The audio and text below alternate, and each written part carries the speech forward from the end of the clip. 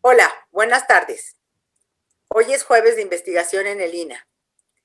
La serie de charlas que el Sindicato Nacional de Profesores de Investigación Científica y Docencia ha echado a andar como una forma de difundir qué es lo que hacen los investigadores en el INA, cómo este quehacer se vincula con la sociedad, con la defensa del patrimonio cultural y cuáles son los obstáculos a los que se ha tenido que enfrentar por el recorte presupuestal por parte del gobierno federal. En esta ocasión, la investigadora que nos acompaña es Rosa María Vanegas García, mejor conocida como Rosy.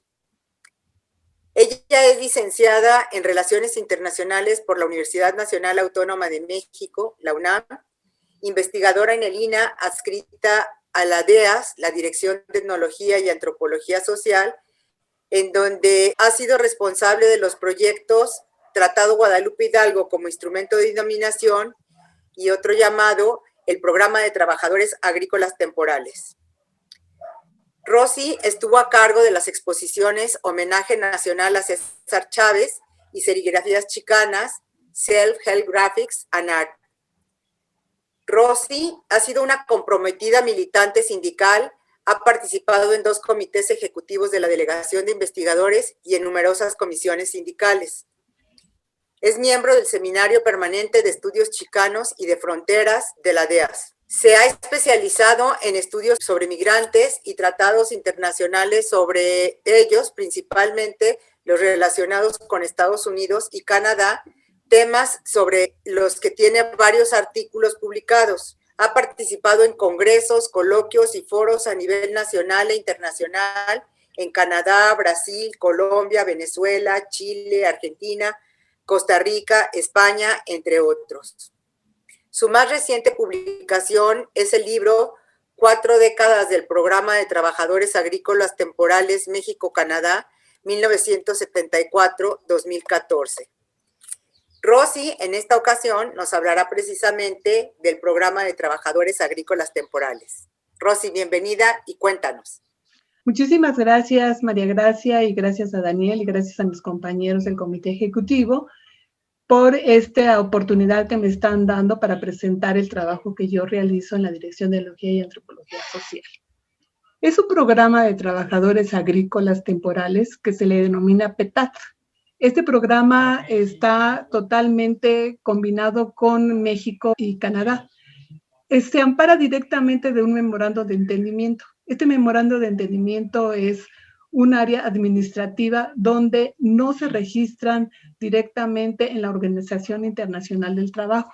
Entonces, si algún trabajador quisiera tener alguna protesta, totalmente no es escuchado. Bueno, esto es lo que nosotros vamos a trabajar y he estado trabajando en el programa. En 1947, el sector agroindustrial empresarial canadiense solicitó mano de obra agrícola a los campos provinciales. Esta mano que estaban exigiendo los empresarios es precisamente porque únicamente llegaba de Europa y ellos no aceptaban que fuera mano latina, sino que fuera directamente de raza blanca. Esto, en la medida que va pasando el tiempo, las medidas de migración van cambiando en Canadá de acuerdo a sus intereses económicos y políticos dentro de ellos. Los empresarios empezaron a exigir, como he mencionado, de que llegara gente de otras nacionalidades. Claro, con determinadas reservas ellos pedían. Por ejemplo, cuando ellos empezaron a pedir que fueran campesinos, que fueran totalmente de países con una situación económica no muy grande, es decir, como es Canadá o como es Estados Unidos o como es otros países de Europa, sino que era gente que los sintieran los trabajadores que era muy atractivo irse a trabajar a una determinada zona de Canadá y que el salario que iban a recibir les fuera benéfico para sus familias y que pudieran hacer una comparación con el lugar que ellos vivían. Entonces, estos trabajadores, insisto, en 1947 se empezó a hacer los planes para que llegara, pero hasta 1966 es como empezaron a llegar trabajadores agrícolas rumbo a Canadá. Entonces, el primer país que empezó como proyecto inicial fue Jamaica. Jamaica fue el primer país que va precisamente, manda un determinado número de trabajadores agrícolas a estas entidades para que pudieran trabajar en las granjas. Más adelante, más adelante se le invita también a México y a todos estos países que nosotros ahorita estamos viendo en la pantalla. Es decir, ya es lo que se parte de América Latina, entonces empiezan a ir a estos lugares. En 1974, México inicia para que se fueran a trabajar a las granjas canadienses. Mandan dos centenas de trabajadores mexicanos a que vayan a laborar a estas granjas. Y esto es como grupo piloto que va directamente a las granjas canadienses. Cuando estaban ellos en las granjas canadienses, pues empiezan a desarrollar directamente su trabajo. Y pues es la verdura, la flor o el tabaco o otras actividades más que se desarrollan directamente en el campo.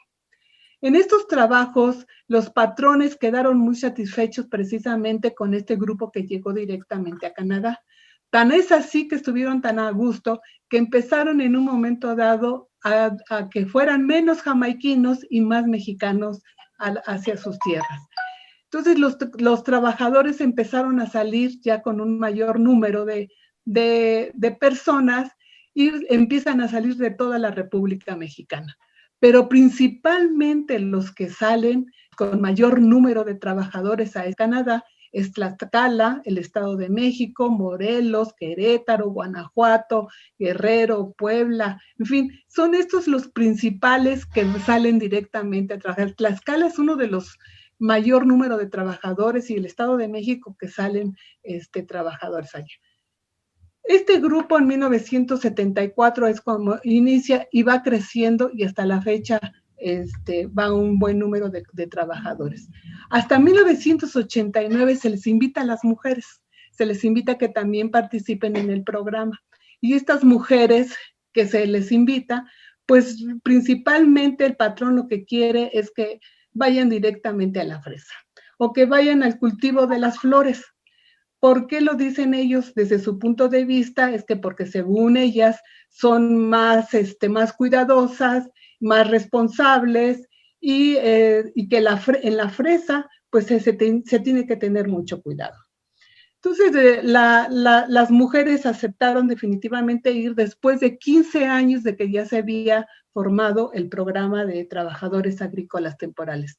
Este grupo de mujeres viene siendo un 3%, realmente no son muchas mujeres las que van, pero las pocas que están asistiendo, pues les ha agradado, aunque desafortunadamente tienen que abandonar a sus familias y no es lo mismo el varón que una mujer. El varón, si sale de su casa para trabajar hacia el extranjero, no tiene ningún problema porque se queda la esposa y es la que va a cuidar a los hijos y se hace responsable de toda la actividad de la casa y del campo. Pero la mujer es muy diferente. La mujer tiene que ver a quién tengo que dejar mis hijos, quién me los va a cuidar. Y eso les trae una situación pues de bastante preocupación de que se tienen que ir para poder sostener a la familia y cómo se van a quedar los hijos. En esto de las mujeres es muy importante porque cada una de ellas, a pesar de que están tan lejos de su familia, ellas al llegar de regreso del trabajo de campo, a las 7 de la noche, 8 de la noche, lo primero que llegan es hablar a su casa cómo está la familia, si la familia ya comió, si ya hicieron la tarea, si ya hicieron todas sus labores. Entonces, la mujer sigue pendiente de su familia sin importar la lejanía en que se encuentre la trabajadora, que insisto, no es lo mismo el hombre que la mujer. Entonces, esta situación es muy importante y se ven casos muy lamentables porque también hay una separación de los hijos con los padres y no únicamente con las madres, sino también con los padres, porque después, más adelante, cuando los hijos crecen, hay un reproche a los padres, ¿por qué me abandonaste? ¿Por qué te fuiste? Y aunque los padres mencionen que se fueron precisamente para darles una mejor condición de vida, Los hijos siempre contestan, yo no te lo pedí. Entonces es una situación muy difícil entre los padres y los hijos. Y entonces decimos que en 1974 y 89 es como este grupo de trabajadores agrícolas se van directamente a Canadá. Hay varias historias de ellos que tengo y que he visitado Oaxaca, Chiapas, Puebla, el Estado de México, Sonora, Guerrero, Morelos, y bueno, pues he recabado una serie de información a los cuales estos trabajadores, tanto mujeres como hombres, pues yo les doy las gracias. Les doy muchísimo las gracias porque me han permitido estar en sus casas, estar conviviendo con ellos, con sus familias y saber cómo viven ellos y cómo viven ellas. Y que me platiquen realmente cuál ha sido su experiencia en el campo de Canadá. Varios de ellos me comentan que tienen que ser callados y que no quieren en un momento dado protestar, porque entonces si ellos protestan en la siguiente temporada, el patrón ya no les permite. Para que ellos puedan regresar, entonces les tiene que dar el patrón una carta de que fueron buenos trabajadores, fueron buenos rendidores, que estuvieron a las órdenes de ellos, que nunca se protestaron, que son hombres y mujeres calladas y muy trabajadoras. Entonces, ellos se tienen que aguantar en un momento dado de todas estas humillaciones que les hace el patrón, con tal de volver a regresar a Canadá y poder tener un ingreso temporal, porque son ingresos temporales. Ahora, estos trabajadores, pues están desde 2 meses hasta 9 meses, 8 meses, y entonces ahí tenemos una doble vida donde ambos, pues la mayor parte de su vida está en Canadá y otra parte está en sus lugares de origen. Entonces, poco tiempo viven con las familias y poco tiempo están en convivencia con los hijos directamente. Entonces, bueno, ahora estos trabajadores están totalmente aislados. Ellos los llevan directamente del aeropuerto a las granjas, y en las granjas está totalmente aislados a estos trabajadores. Para que ellos puedan salir de la granja, tienen que tener algún vehículo para poder llegar al pueblo más cercano. Entonces, la obligación del patrón los fines de semana, que así está estipulado en el contrato, que ellos deben del patrón los debe de llevar a hacer sus compras o hacer sus depósitos a los bancos para mandar dinero a la familia. Muchos de ellos prefieren irse por su cuenta, entonces va en la forma, ellos buscan una bicicleta, compran una bicicleta y con eso se transportan para llegar al pueblo más cercano o piden un taxi donde algunas de ellas que se quedaron a vivir en Canadá se ofrecen como chofer y son las gentes que llevan y traen a los trabajadores. Pero definitivamente tiene que tener un transporte. De otra forma, ir caminando es muy largo el camino, pero aparte también depende mucho de la temporada, porque si es en la temporada donde hay nieve, el frío es muy fuerte y no se aguanta una caminata larga, como también cuando es calor, el calor es totalmente candente y entonces también no es recomendable irse caminando. Entonces siempre tienen que buscar una forma para poder llegar a un poblado y hacer lo que ellos necesitan, o en su caso se van después de hacer sus compras o de lo que ya tienen que tener para su semana para comer, para prepararse sus alimentos y poder ir nuevamente al campo, algunos de ellos pues se van a relajar, se van a bailar, se van a la iglesia. Es muy importante también de la iglesia, porque en la iglesia ellos llegan como 200 trabajadores y llenan totalmente el templo, y es impresionante cuando llegan con bicicletas, porque todas las bicicletas quedan afuera y se ve que son los mexicanos los que acaban de salir de sus actividades y están en la iglesia, y entonces llevan todas sus costumbres, sus usos, los llevan directamente a Canadá, a esas zonas donde ellos están trabajando, y la gente que vive en esos lugares, pues cuando salen los trabajadores no se quieren topar con ellos, porque pues invaden completamente las calles. Eso es natural. Si van 200 trabajadores o más, entonces pues todo lo que es el comercio ellos lo acaparan y también lo que son los templos religiosos. Entonces es muy interesante todo su trabajo que ellos realizan. Entonces tienen varias actividades ellos buscan la forma, la misma iglesia o el mismo sindicatos, porque también se presentan los sindicatos para ofrecerles su apoyo en que se les puede orientar si se les dificulta algo, porque hay algo importante. Ellos no saben inglés y no saben francés, que son los dos idiomas que se utilizan en Canadá. Entonces ellos no saben. Entonces, en la medida que alguien les pueda ayudar, es como se acerca precisamente un pequeño grupo que trabaja en el templo o que son de los sindicatos o de una organización ONG, es como se acercan con ellos para poderles orientar y ellos pues definitivamente aceptan esa ayuda para que puedan hacer lo que ellos necesiten o donde quieren ir en un momento a pasear. Entonces, bueno, pues es importante todas estas actividades que ellos tienen, porque además es tanto el sindicato como los religiosos, como las ONG, todos traen para ver si se los pueden jalar a su núcleo. Entonces también esa es una situación muy, muy interesante de cómo los van cooptando para que se vayan con cada quien. Entonces, bueno, eso también es un desarrollo muy interesante que hay que ver cómo es, cómo pasan sus usos y sus costumbres a los lugares de Canadá donde los canadienses se sorprenden de que cómo festejan el día de la bandera, que el mismo precisamente los consulados festejan y son invitados y también invitan a determinadas personas de las comunidades. Bueno, ese es el trabajo que yo realizo y es muy profundo todo esto. Pues estoy diciendo algunas partes de lo que yo me he encontrado, pero que son infinidad de temas que se van desarrollando en el camino, como es también el abuso de los patrones o el abuso también de los trabajadores, el acoso que hay en las mujeres y también en los hombres, no nomás en el de las mujeres. Entonces, son temas que hay que desarrollar muchísimo y que yo la primera vez que estuve en Canadá precisamente fue que la Embajada de Canadá me apoyó económicamente para que yo fuera, porque les interesaba que se hablara sobre el programa.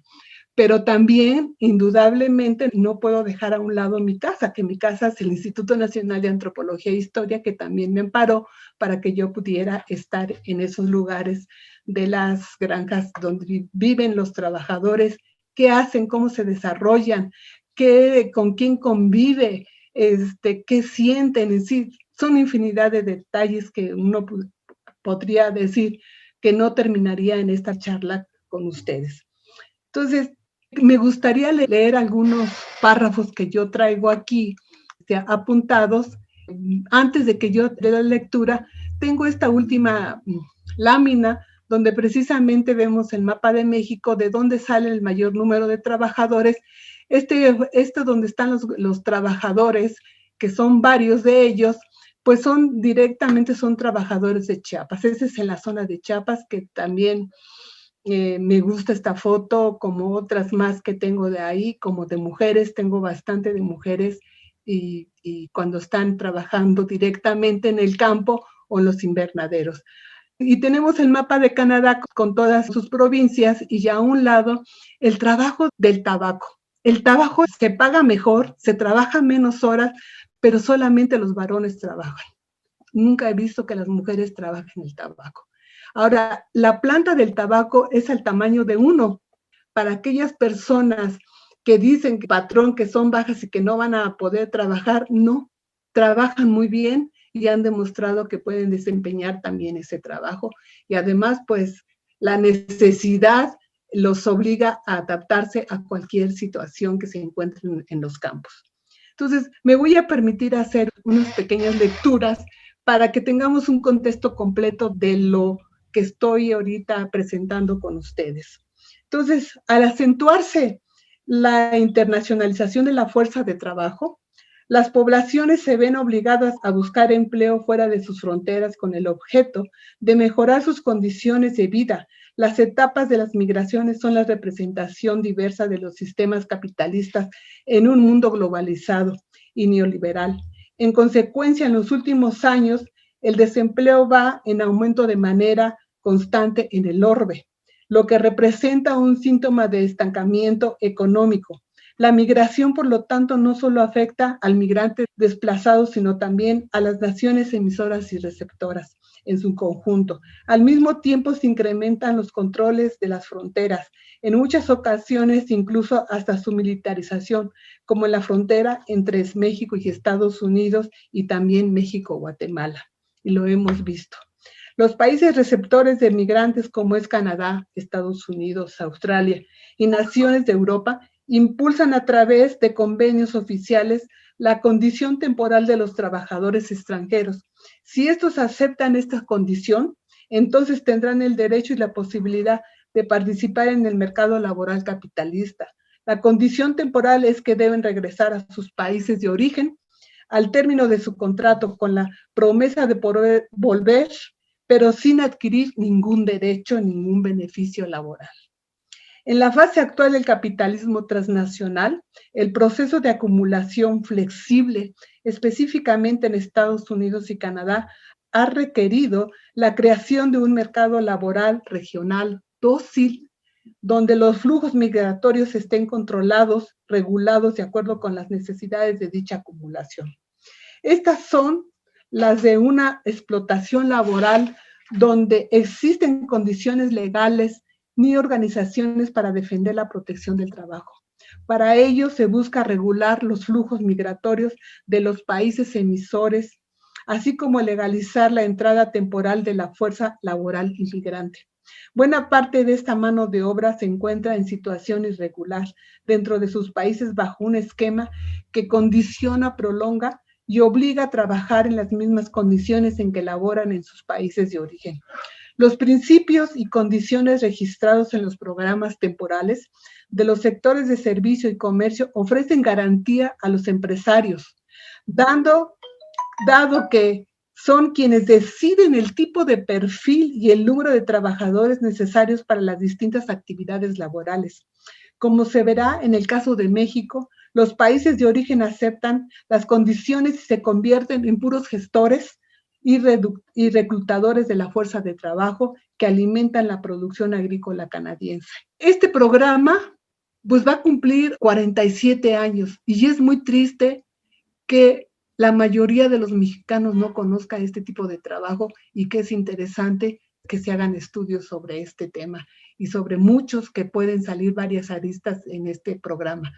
Se conoce más hacia Estados Unidos, pero hacia Canadá es poco y se piensa que en Canadá es lo máximo, que es lo mejor, es falso. Hay racismo y hay unos controles fuertes y es muy caro vivir en Canadá. Independientemente de que la obligación del patrón les tiene que dar vivienda, pero es una vivienda totalmente no adecuada como debería de ser una vivienda. Son barracas, son pocas las casas donde viven algunos trabajadores, pero cuando son 200 trabajadores en una zona agrícola, son trailers, ahí están viviendo, pero en condiciones paupérrimas. En fin. Cuando se analizan las condiciones de trabajo en que los mexicanos se insertan en la agricultura canadiense, lejos de mejorar respecto de las que subsisten en el campo mexicano, la realidad empeora en no pocos casos. Esto lo demuestra la recopilación de varias historias de vida. Un aspecto interesante es que desplazarse, los migrantes también trasladan sus creencias y prácticas religiosas que incluso se ven expuestas a situaciones que podrían resultar novedosas. Estos aspectos también están documentados en testimonios y en las experiencias de campo. Se advierte el efecto de causa en los planos personal, social, familiar, la doble vivencia de los trabajadores en dos regiones, la simbología que refleja interpretaciones diferentes. El gobierno mexicano, carente de una política agrícola y de sentido social, no puede evitar que miles de mexicanos opten por buscar empleos en otras naciones. Este caso arropados por algunos aspectos positivos, entre comillas, lo digo, de funcionamiento del programa. Los gobiernos, el sector empresarial y parte de la sociedad señalan que el programa de trabajadores agrícolas temporales es un modelo ideal a seguir de la migración ordenada, segura y regulada. Y es ideal, pero para los patrones o para Canadá, para los trabajadores, para nada. El PETAD es operado por diversas dependencias gubernamentales, en particular, y la principal es la Secretaría de Trabajo y Previsión Social, y también, por supuesto, la Secretaría de Relaciones Exteriores y otras más secretarías. Pero estas son las más importantes. La Secretaría de Trabajo y Previsión Social es la que precisamente recluta a los trabajadores y que están y se encuentran en oficinas en todo el país para que no vengan directamente a la Ciudad de México a hacer todos sus trámites, que anteriormente se hacía, ahora están en cada una de las zonas. Solamente llegan a México para poder irse en avión y tienen que reportarse cuando regresan. Si ellos no hacen su reporte directamente a la Secretaría de Trabajo, entonces no vuelven a regresar al programa de trabajadores. Entonces es un control muy fuerte los que tienen estos trabajadores y trabajadoras. Entonces, decía que está operado directamente por la Secretaría del Trabajo y permite al país de destino supervisar la mano de obra solicitada por los empresarios al país de origen. Desde el inicio del programa, la movilidad de trabajadores mexicanos hacia Canadá ha sido continua y creciente. Y hasta la fecha, a pesar de ahorita de la pandemia que estamos viviendo del año pasado, se tuvo que parar la salida de trabajadores a Canadá para que se cumplieran todos los requisitos de acuerdo a lo que se menciona la Organización Mundial de la Salud. Se pusieron de acuerdo a ambos gobiernos. Desafortunadamente, cuando llegaron los trabajadores a México, hubo contagio y por lo tanto hubo muertes también.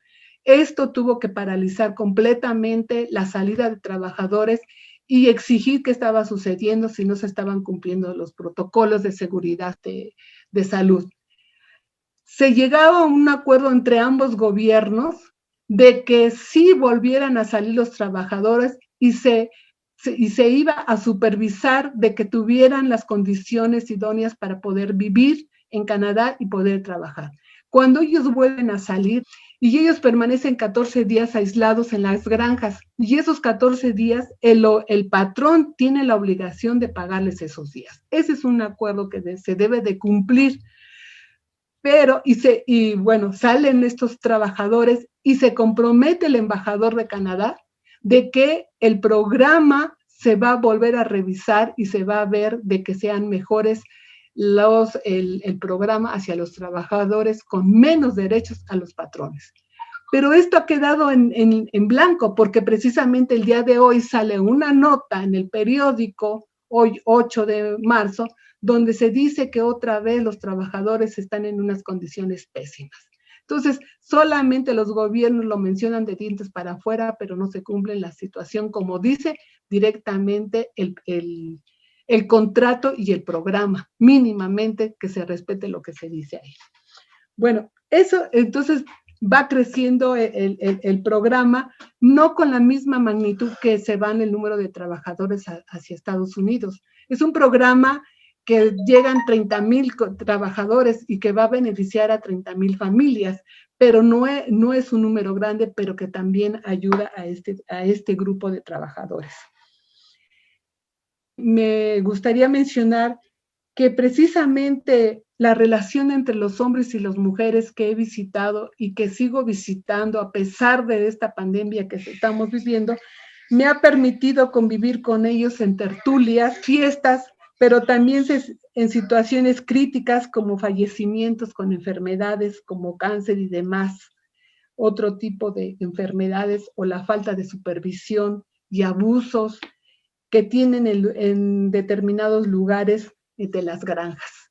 Entonces he convivido con ellos en varias formas y con ellas de varias formas, y sí es lamentable cuando se llega a una situación de crisis de alguna enfermedad, cuando ya son enfermedades terminales, es muy fuerte. Porque si el trabajador no reporta que está enfermo en Canadá y se regresa a México, no tiene ninguna garantía que le haya un respaldo por parte del gobierno de Canadá ni del gobierno de México. Ellos tienen que ver solamente su salud. En cambio, si ellos se reportan directamente en Canadá, la obligación de Canadá es verlos, que tengan una buena salud y que sean bien atendidos. Pero eso queda entre comillas, porque el consulado mexicano tiene que vigilar que de veras se cumpla esto de cuando un trabajador reporta que se siente mal. Entonces, para finalizar, el PETAD y otros programas similares deben de ser, porque hay otros programas que están poniendo como ejemplo precisamente el programa de trabajadores agrícolas para otras áreas. Deben de ser objetos de revisión integral, con la finalidad de que se reivindiquen los derechos laborales y humanos de los migrantes temporales. Es indispensable que México y Canadá asuman en plenitud el cumplimiento cabal de lo pactado para que los empresarios que obtienen elevadas tasas de ganancia sean obligados a corresponder a los trabajadores agrícolas temporales. Yo hasta ahí la dejo y pues hay todavía muchísimo por qué hablar y por mucho decir de lo que hace toda esta maravilla de trabajadores, de los cuales les estoy muy agradecida a cada uno de ellos, a las mujeres, a todos sin excepción, porque gracias a ellos tengo este libro, gracias a ellos he podido darlo a conocer en varios lugares. El libro lo he repartido en varias universidades, en varias instituciones, lo llevé a la Secretaría de Trabajo y Previsión Social. Desafortunadamente la secretaria no me ha recibido y la idea es precisamente que se mejore la situación, no tanto en lo que yo estoy diciendo, sino que se vea lo que viven los trabajadores migrantes. Canadá, la Embajada de Canadá, a pesar de que me abrió las puertas la primera vez, ahorita me mantiene alejada porque menciono la realidad y lo que ellos quieren es que no mencione lo que está sucediendo. Y lo siento mucho, pero lo tengo que decir. Gracias. Rosy, gracias por esta plática en que nos das una panorámica general, pero muy rica de qué es lo que están viviendo los trabajadores, qué es lo que aceptan vivir los trabajadores que aceptan el programa de intercambio de los trabajadores temporales con Canadá. A mí me queda una duda, ¿este programa no se ha revisado desde que se inició en los años 70 o si ha tenido revisiones? Tuvo revisión, pero no ha sido a fondo, ha sido muy superficial. Entonces, una de las partes puede pedir revisión, pero hasta ahorita no. Solamente el año pasado que se presentó el problema sobre el contagio de trabajadores y muertes, entonces se dijo que iba a haber una revisión, cosa que no está sucediendo. Yo no he visto algún cambio sobre el contrato, por lo menos no conozco hasta ahorita nada.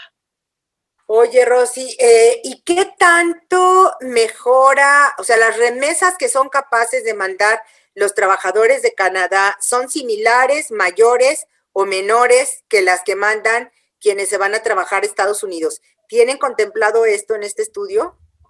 Bueno, no, es que el dólar estadounidense es mayor y el dólar canadiense es menor, pero a pesar de eso, pues sí traen un buen respaldo de dinero en pesos mexicanos. Entonces sí les ayuda para estar 2 meses, 3 meses, 4 meses en México, pero mientras están en México no únicamente van a vivir de lo que ya mandaron a las familias, sino que buscan trabajos en la Ciudad de México, ya sea de albañil, o que ya pusieron una tiendita, o que están vendiendo helados, en fin, le buscan, tanto mujeres como hombres buscan otra actividad cuando llegan a su región. Entonces... Oye, Rosy, y otra pregunta, cuando están allá no tienen absolutamente ningún derecho laboral, o sea, nada más es la salud en todo caso que estabas mencionando. Sí, porque no tienen los derechos, pues, se puede decir lo que está marcado dentro de nuestra Constitución como trabajadores, donde, por ejemplo, a ellos les quitan un descuento, y ese descuento es precisamente para que tengan, cuando ellos se jubilan, entre comillas, ese dinero sería para ellos, pero no, ese dinero es para los canadienses, no es para el mexicano. Entonces es totalmente muy controlada la situación, no tienen derecho a pedir vivir en Canadá, los tienen prohibido tener una relación con los sindicatos. Se ha visto casos donde se presentan trabajadores a pedir ayuda a los sindicatos y resulta que se enteran y entonces ya no vuelven esos trabajadores al programa. Entonces, tuve la oportunidad, hicieron una manifestación en México, en la Embajada de Canadá, y me invitaron y yo fui también con ellos a protestar y a hablar con los representantes de Canadá, pero yo no hablaba, sino que tenían que hablar los trabajadores o todos los que habían organizado. Entonces, sí pelean sus derechos, pero no tienen, no es un programa internacional registrado en el órgano, dentro de la Organización Internacional del Trabajo. Entonces, están muy desamparados. Pues no cabe duda que sí es un aporte muy rico el que nos hace, Rosy, porque tu trabajo pone en evidencia la discriminación, el racismo, la exclusión, de que son objetos y sujetos los trabajadores en específico agrícolas, porque Canadá tiene otro tipo de programas y de relaciones para atraer trabajadores no agrícolas, sino que se consideran con una escalafón o una calidad mejor y se los llevan con otras condiciones. O sea, todos, yo creo que, bueno, sí es conocido que Canadá ha importado o desde México a una serie de profesionistas que les da unas condiciones de vida y de trabajo que para nada se asemejan a las que nos estás narrando tú que tienen los agrícolas.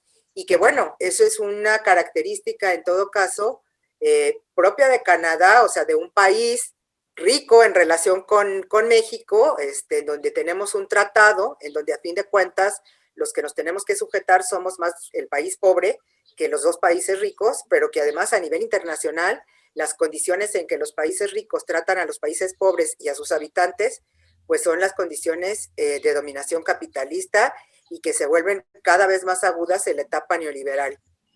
Así es, María Gracia. Por eso digo que no es un tratado internacional, es un memorando de entendimiento administrativo. Y dentro de ese memorando es como sale lo que es el contrato, lo que se le denomina Programa de Trabajadores Agrícolas Temporales. Y ahí se especifica de los derechos de los trabajadores y sus obligaciones, como también los derechos de los patrones y sus obligaciones. Lo malo es de que los patrones son los que no cumplen y el trabajador tiene que cumplir y además tiene que ser calladito porque si no, te saco. Rosy, para este trabajo contaste con el apoyo de la institución, el apoyo económico de la institución o del gobierno federal, o también eres pues sujeta a los recortes presupuestales que lejos que a todo mundo nos sirven porque, bueno, entre otras cosas está mostrando cómo la cultura del mexicano se traslada a Canadá a través de estos trabajadores, cómo rehacen sus comunidades de apoyo, sus costumbres religiosas, en fin, una serie de redes de solidaridad que reproducen las costumbres y las fiestas y las tradiciones mexicanas allá.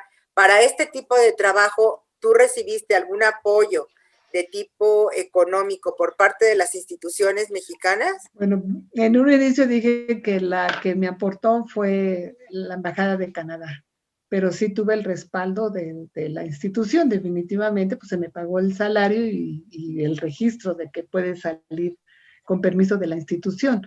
Ahora, del gobierno federal, sí alguna vez también me aportó para salir a Canadá directamente. Para ir a todos los estados, que la mayoría he visitado a sus casas, sí tengo un aporte, pero no es suficiente. Y desde el año pasado nos recortaron, a mí me quitaron todo el presupuesto, todito el presupuesto, que era una miseria, porque pues uno aporta de su bolsa, porque uno le gusta, uno le interesa, le gusta su institución, le gusta su trabajo, entonces pues aportas de tu bolsa. Entonces sí me recortaron completamente. Entonces ahora para hacer un trabajo de campo, tú tienes que tener a la familia. Yo digo, voy directamente a su casa, palpo, siento, veo cómo viven, cuáles son sus condiciones, cómo es su familia. Y si yo lo hago en una pantalla, no es lo mismo, no es lo mismo. Entonces, a fuerzas tengo que salir a trabajo de campo, a convivir con las personas, y para eso pues se necesita recursos y necesito que el gobierno federal me dé recursos. De otra forma, ¿cómo le haría? Directamente en pantalla, ya tuve una entrevista en una pantalla con 2 personas, no es lo mismo, no es lo mismo. Entonces sí necesitamos dinero y que no nos recorten. Por ejemplo, conmigo ya no tengo nada de presupuesto. Según ahorita nos dijeron que tenemos, pero no han dado el sí. Entonces registramos que vamos a ir aquí, allá y más allá, pero no se sabe si de veras nos van a cumplir. Entonces, pues esperemos que el antropólogo Diego Prieto, que ha de saber lo que es el trabajo de campo por su formación, reaccione y busque recuperar un mínimo el presupuesto necesario para que el INAH siga cumpliendo con su función de investigar, conservar, rescatar y difundir el patrimonio que creamos, que reproducimos los mexicanos. Rosy, muchas gracias por tu participación en esta serie de charlas, y para todos los demás, nos vemos el próximo jueves, el jueves de investigación en el INAH. Muchas gracias. Muchísimas gracias. Les mando un abrazo a todos y a los que escuchen también. Gracias. Nos vemos.